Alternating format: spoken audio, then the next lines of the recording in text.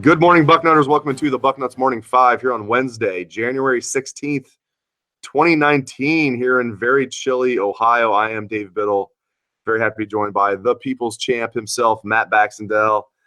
Bax, there's been so much talk about the comings and goings of players and coaches and Ryan Day taking over.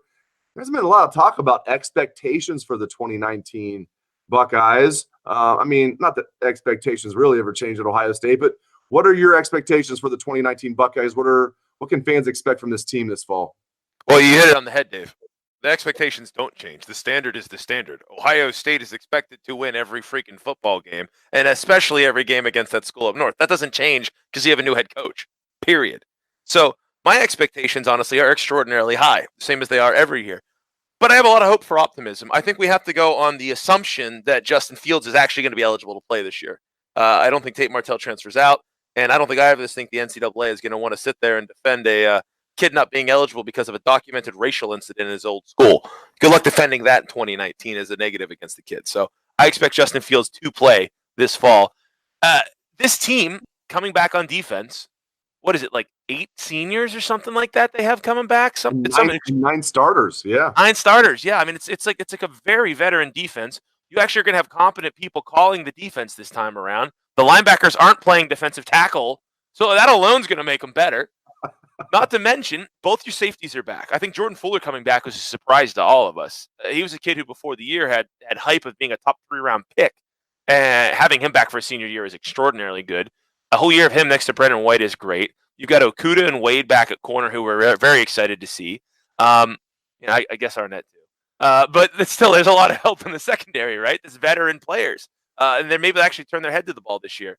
You've got a strong defensive line coming back this year. It's the same group that closed out the year, essentially, minus Draymond Jones. There's a lot of talent on that line. The defense is going to be better, period. And offensively, sure, you're losing some great players in McLaurin. You're losing Dixon. You're losing Campbell. You're losing Mike Weber.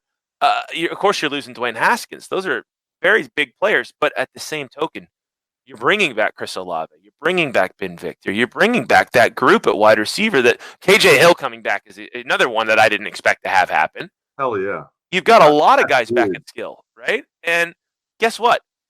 Justin Fields is an extremely high-end quarterback prospect. I remember watching every Georgia game this year thinking, why are they bringing him in? Like he's some kid who can't throw the ball. Like they brought him into like Braxton Miller in 2015 style, run the ball every play, right? This is a pro quarterback prospect that we're talking about. He was a guy that some people thought was a better prospect than Trevor Lawrence last year. So if you think this offense is going to take any steps back in the Ryan Day era, maybe it takes a tiny step back from the second highest scoring team in the country to the 10th or 12th or 15th highest scoring team. But you add a real defense, you're going to have a good team. So my expectations for Ohio State are win every damn game. That never changes. Yeah, and definitely win that 8th game straight over Michigan, of course. What concerns you the most about this team? Is it the offensive line? Is it something else? What's the biggest concern when you look at this 2019 squad? I think the lazy answer is the O-line. Because we're like, well, there's only 2 guys back. But of the same token, you look at that O-line, and Josh Olave surprised me. Every time he came in, he was solid. I don't remember the last time we brought a guy off the bench for Ohio State on the offensive line, and he just was straight up good the whole time. That was Olave this year. Even when he came in earlier in the year, whenever Munford was hurt, not just the Rose Bowl, he was solid. And there's a lot of talk about Josh Myers. He's one of the highest rated offensive linemen ever to come to Ohio State. A lot of people said he was ready to play this year already. You've got Brandon Bowen hopefully healthy again this year. He's a contributor you're going to plug right back in on this line.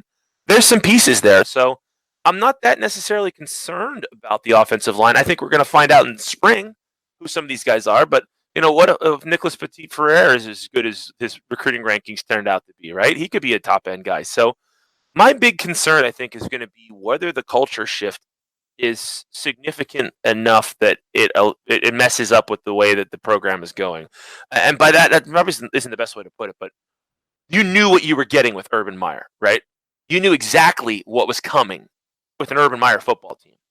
We don't yet know what a Ryan Day football team looks like, even though we saw 3 games of it this fall. That was still Urban's team with Ryan kind of shepherding it.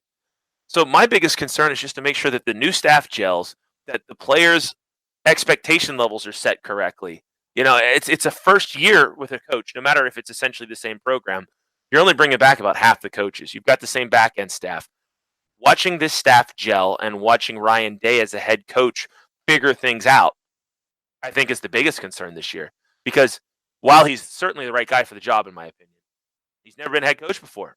And, is Ryan Day in a game where his team is down by 2 with 2:45 left and 2 timeouts? How does he handle them? Those little things. So I think just how the turnover affects the program concerns me more than any personnel aspects this year, especially considering how veteran this team's going to be on defense. When you look at this team, I mean, what excites you the most? I mean, you touched on Justin Fields a little bit, so elaborate on Justin Fields. We're all going to presume he's going to be the starting quarterback, and Matthew Baldwin's going to be the backup. I know they really like Matthew Baldwin as well, backs.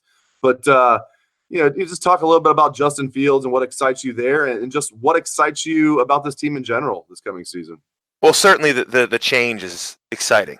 I wrote this in the bucket this past week, and I don't want to say I'm happy Urban left, because I'm not. Urban's spectacular. But you have to wonder, after the last couple of years on offense with his hiring of Ryan Day, if the offensive game hadn't bypassed him a little bit in college football. Where he was once a revolutionary, he was turning a bit into a CEO and a dinosaur when it came to offensive style. This Ohio State program is going to move right back to the forefront of innovation on the offensive side of the football, while staying on the front end of it in terms of personnel, how they handle their players, recruiting. The Marotti program is as good as ever. But you have a guy at the helm of the program now who is, if Ryan, this is going to probably seem, hindsight being 2020. If Ryan Day was the head coach last year at Ohio State, Dwayne Haskins starts over JT Barrett. Plain and simple, right? That's the new modern coaches. And I'm excited to see that mindset translated to the program. Because as great as Urban was, Urban had certain things that we all came to recognize that, hey, Urban's he's gonna run the quarterback up the middle when he's worried. He's gonna do this, he's gonna do that. We don't know that this year, and that means in many ways Ohio State is going to be harder to predict, harder to anticipate for opponents. That has me really excited, because if there's a program in the country right now that's on the quote cutting edge of things, it's OSU.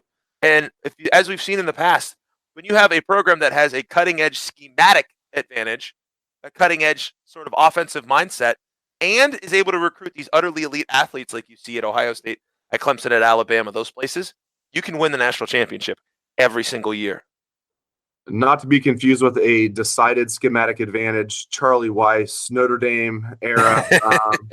Famous last words. We're always going to have a decided schematic advantage, except when you play pretty much any team that is not a service academy. And that was back when the service academies weren't very good. Now the service academies, Navy and Army especially, really Army. I mean, Army's really taken over the best of the 3. But talk about famous last words. Charlie Weiss dropping we'll always have a decided schematic advantage over every team we play. No, you know what Cheeseburger didn't know about that, Dave? He came in from the NFL to college and didn't realize you only got 20 hours a week to work with these guys instead of 60 hours a week to try to out-scheme everybody for every little thing. It totally blew up in his face. It also totally blew up in his face that he thought he was going to have elite athletes at Notre Dame. And that doesn't work that way here in the 2000s anymore. Everybody called him, Charlie Cheeseburger was the big one that caught on, but our fearless leader, and he's still to this day is like, I don't know if this will embarrass him if he's like listening. He's probably, hopefully he's too wealthy and just too successful to listen to the Bucknuts Morning 5. But just in case Mr. Bucknuts is listening to the Bucknuts Morning 5, the wealthiest man in Dayton once coined Charlie Weiss Fatty McButterpants. Fatty McButterpants is what he called him. So yeah, that was our fearless leader. I like that one too, Dave. My favorite was Charlie. You know my favorite was? Mr. B had a great one, but my favorite one was Charlie Frontbutt. Charlie Frontbutt. I'm partial to Fatty McButterpants because at least it sounds like something like a junior high kid would do, but Mr. Bucknuts did it, and it absolutely worked for him. Hilarious to this day. All right, before I let you go, speaking of this day, Ryan Day's new staff, It's finalized now. When you look at this, just the entire staff together, what's your grade for this staff, Bax? What if you had to give an A, B, C? What are you giving this staff that Ryan Day put together? I can't cop out and go with a TBD, right? No. From what I know today, I'd give it a solid B+ to an A-. But honestly, I say that because I like a lot of the individual parts of it, but we have no idea what Ryan Day's track record is. Like if Urban hired a coach, you go, oh, wow, he must know something we don't, right? Based on his track record. Ryan Day's never hired coaches before. So a guy like Halfley could turn out to be spectacular. He could see him as another rising star, young guy that he's familiar with, that in 3 years we're going to go, wow, that was a great hire. Look at that NFL stuff he did. Look what he did at Rutgers at the corners. And now, man, what a star he is. Or it could blow up in our face, The special teams coordinator thing, a lot of people hated that, hiring Barnes from Maryland. Frankly, I loved it because OSU special teams coordinator under Urban Meyer was Urban Meyer.